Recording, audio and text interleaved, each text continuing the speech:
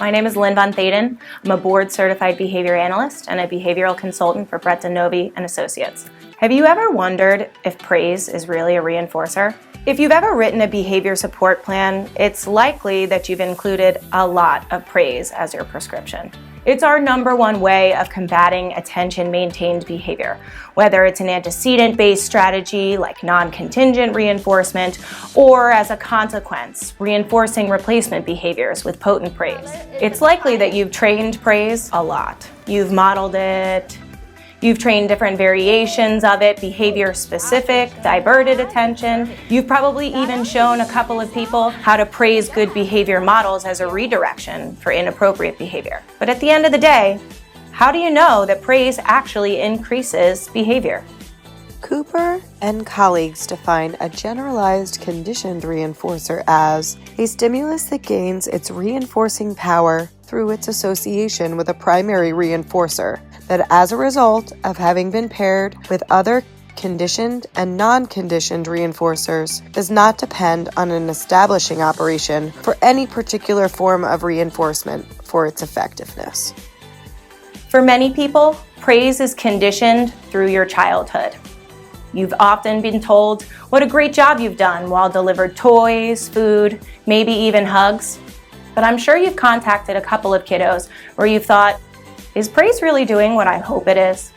The effectiveness of conditioning depends on several factors: the strength of paired reinforcers, the variety of paired reinforcers, and the number of historical pairings.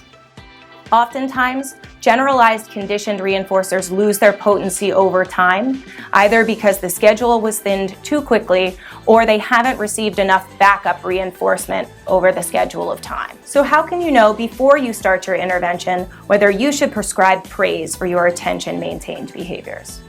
Number 1, do a functional analysis. I have some reading to do, but you can play with this camera. Although historically there are 4 conditions in a functional analysis, one of which involves attention as a reinforcer, there are empirical examples of altering that model to include variations of attention. In an evaluation of the types of attention that maintain problem behavior, Kodak and others introduced varying attention conditions. With the systematic presentation of different variations of attention, the researchers were able to conclude exactly what kinds of attention were maintaining problem behavior. It should be considered during your assessment procedure whether this is a realistic or ethically appropriate consideration. Using a functional analysis can often be time-consuming, but it's the most reliable way to confirm a reinforcer. Number 2, run a reinforcer assessment. Since the majority of preference assessments are targeted with manipulatives, the most reliable way to determine if praise or other forms of attention might be on a student's earning choices is to run a reinforcer assessment. If you've already determined that attention is likely to reinforce behavior, select a simple target for the learner. This should likely be a new skill without creating high-effort contingencies. When the learner engages in the new target behavior, provide praise. Marvelous! Do this. If the new behavior increases as a result of that praise, such as independently demonstrating the same skill within those conditions, it's likely that your consequence is a reinforcer. Amazing! Let's go play! Running a reinforcer assessment is definitely a quick and great way to determine the most potent variables that you have for teaching new or replacement behaviors. Number 3, when in doubt, go back to the pairing process. When in doubt, go back to the conditioning process. Pair praise with other highly potent known reinforcers.